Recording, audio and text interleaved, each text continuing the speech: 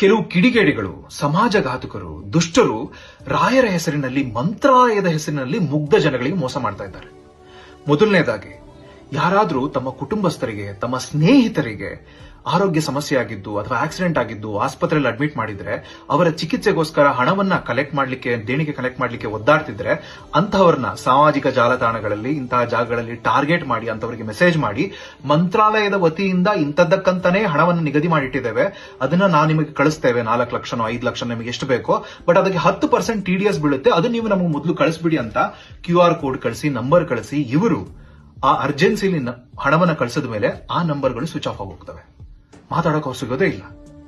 ಎರಡನೇದಾಗಿ, ನಾವು ನಿಮ್ಮನ್ನ ಬೃಂದಾವನ ಹತ್ರ ಬಿಡಿಸ್ತೀವಿ, ನಿಮಗೆ ನಿಮ್ಮ ಹೆಸರಲ್ಲಿ ರಾಯರಿಗೆ ರುದ್ರಾಭಿಷೇಕ ಮಾಡಿಸ್ತೀವಿ, ರಾಯರಿಗೆ ರುದ್ರಾಭಿಷೇಕ, ಇಂಥದ್ದನ್ನೆಲ್ಲ ಹೇಳ್ಕೊಂಡು ಜನಗಳ ಹತ್ರ ಹಣ ವಸೂಲಿ ಮಾಡ್ತಾ ಇದ್ದಾರೆ. ನಂಬರ್ ಕಳಿಸ್ತಾರೆ, ಹಣ ಕಳಿಸಿದ ಮೇಲೆ QR ಕೋಡ್ ಅಲ್ಲಿ ಹಣ ಕಳಿಸಿದ ಮೇಲೆ ಫೋನ್ ಸ್ವಿಚ್ ಆಫ್ ಹೋಗುತ್ತೆ, ಸಿಗೋದೇ ಇಲ್ಲ ಅವ್ರು ಮತ್ತೆ. ಒಂದು ತಿಳ್ಕೊಳ್ಳಿ, ಮಂತ್ರಾಲಯದ ಕಡೆಯಿಂದ ನಿಮಗೆ ಯಾರು ನಂಬರ್ಗಳನ್ನ ಕಳಿಸಿ, QR ಕೋಡ್ಗಳನ್ನ ಕಳಿಸಿ, ನೀವು ಹಣವನ್ನ ಕಳಿಸಿ, ನಮಗೆ TDS ಕಳಿಸಿ, ನಿಮಗೆ ಹಣವನ್ನ ಕೊಡ್ತೀವಿ ಅಂತ ಯಾರು ಹೇಳೋದಿಲ್ಲ.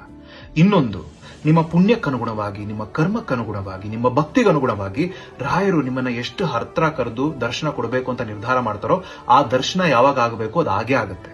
ಮಂತ್ರಾಲಯದ ವತಿಯಿಂದ ಯಾರು ನಿಮಗೆ ಫೋನ್ ಮಾಡಿ ಈ ತರ ಮಾಡ್ತೀವಿ, ಆ ತರ ಮಾಡ್ತೇವೆ, ನಿಮ್ಮ ಹೆಸರಲ್ಲಿ ಹಿಂಗ್ ಮಾಡ್ತೀವಿ, ಹಂಗ್ ಮಾಡ್ತೀವಿ ಹೇಳೋದೇ ಇಲ್ಲ. ನಂಬೋಕ್ ಹೋಗಬೇಡಿ.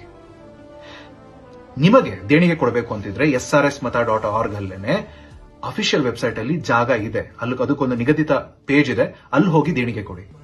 ಅಥವಾ ಮಂತ್ರಾಲಯಕ್ಕೆ ಬಂದು ಅಲ್ಲಿ ನಿಗದಿತ ಸ್ಥಳಗಳಿವೆ, ಅಲ್ಲಿ ಬಂದು ದೇಣಿಗೆ ಕೊಡಿ. ಇದನ್ನ ಎಷ್ಟು ಶೇರ್ ಮಾಡೋಕ್ಕಾಗುತ್ತೋ ಅಷ್ಟು ಜನಗಳ ಜೊತೆ ಶೇರ್ ಮಾಡಿ. ಮಂತ್ರಾಲಯದ ಭಕ್ತರಲ್ಲಿ ಒಂದು ಅವೇರ್ನೆಸ್ ಮೂಡಿಸಿ, ಇದೆಲ್ಲ ನಡೀಬಾರ್ದು ಅನ್ನೋ ತರ ನೋಡ್ಕೊಳ್ಳಿ. ಒಂದು ವೇಳೆ ಇದನ್ನ ಮಾಡ್ತಾ ಇರೋರು ನೀವೇ ಆಗಿದ್ರೆ ಒಂದು ನೆನ್ಪಿಟ್ಕೊಳ್ಳಿ, ಎಲ್ಲವೂ ತಲೆ ಮೇಲೆ ಹಾಕೊಂಡಿರೋ ನೀರು ಕಾಲ ಹತ್ರ ಬಂದೇ ಬರುತ್ತೆ. ನಿಮಗೆ ತಾಕ್ಲಿಲ್ಲ ಅಂತಂದ್ರೆ ನಿಮ್ಮ ನೆಕ್ಸ್ಟ್ ಜನಾಂಗಕ್ಕೆ ತಾಕತ್ತೆ, ನಿಮ್ಮ ಕುಟುಂಬಕ್ಕೆ ತಾಕತ್ತೆ.